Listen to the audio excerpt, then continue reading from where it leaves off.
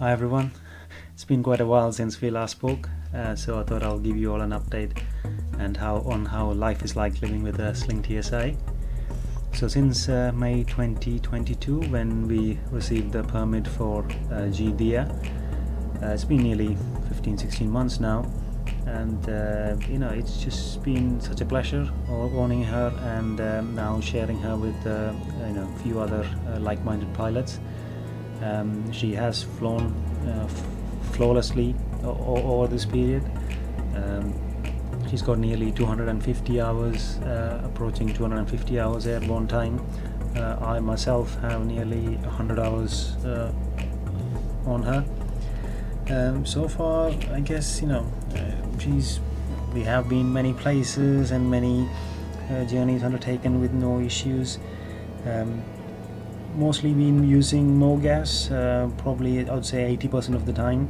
Occasionally when you travel in the continent, you only get avgas, so apart from that, mostly stuck with MoGas or occasional use of the UL91. She's had a permit renewal done this May. There was nothing much other than addressing all the service bulletins that were outstanding. Some of those were a bit of a pain because she was one of the earlier kids. I think it was one of the third or fourth aircraft in the UK that was completed. So there were a few service bulletins that caught us out. The eyeballs on all the push rods, pretty much every single one was affected and had to be replaced, so that was a couple of days job. There are still a few outstanding before the next annual. We've got the service bulletins on the autopilot servos, the throttle quadrant, the new bracket, the new design for the cable, the engine mount bolts. So those are the things that still need to address. We're waiting for some downtime, say in the winter months, when we will address them. So 200-hour checks done. But that kind of includes the usual oil change and spark plugs, detailed inspection of the engine and propeller hub, etc. All of that came out fine. There was no issues found. So flying wise, absolutely no trouble. The only other thing we had was occasional lane light faults, and we diagnosed that to a couple of spade connectors on the fuel injectors had kind of gone really wonky, and the connections were not that good, so James found that and we replaced a few of those. Other than that, I would say no issues. On average, I would say she burns about 20 liters an hour, because mostly we're flying quite low around the London area due to airspace restrictions. So most flights are in that sort of region. And we do slightly longer flights, you see 20-25, just under 25 liters of fuel burn. And she has taken us to many amazing places. Earlier this year we were in Norway, which was an amazing flight. Some amazing sunsets and beautiful locations, some interesting airports, interesting approaches into some unbelievable airports on the way. Some really good friendships made along these trips. I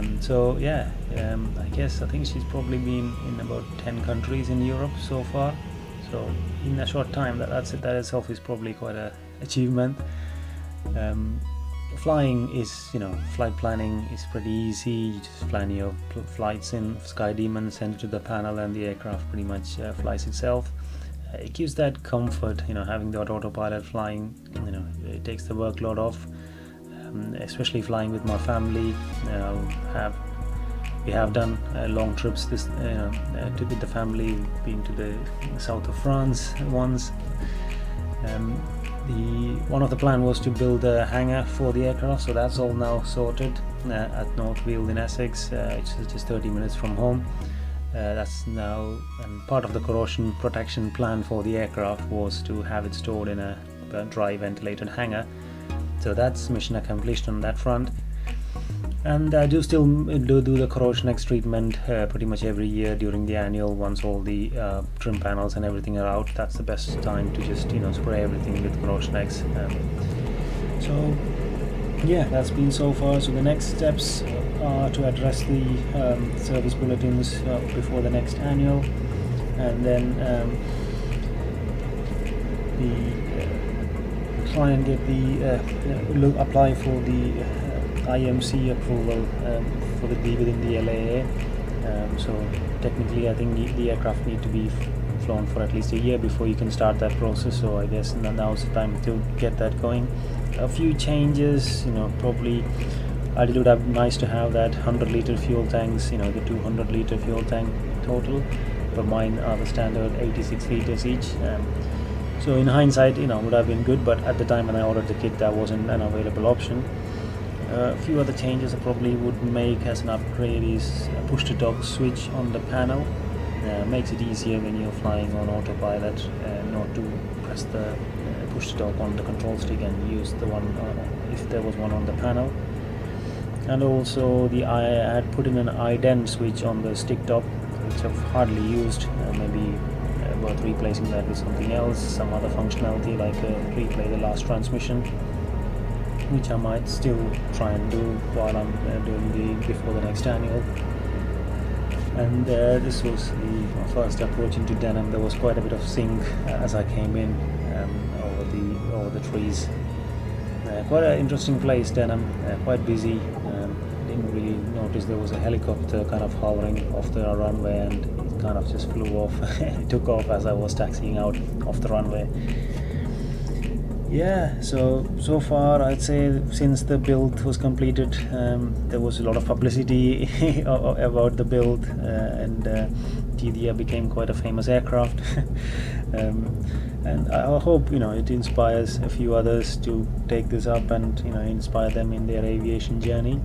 I myself, my aviation journey has really progressed. I'm looking at a few other new ventures with another company named Skyleader. So that's kind of going quite well.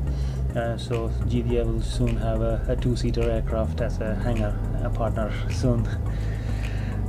Yeah, so that's a short update and life 1 year on with the Sling TSi. Hope you're all very well, and speak to you later. Bye.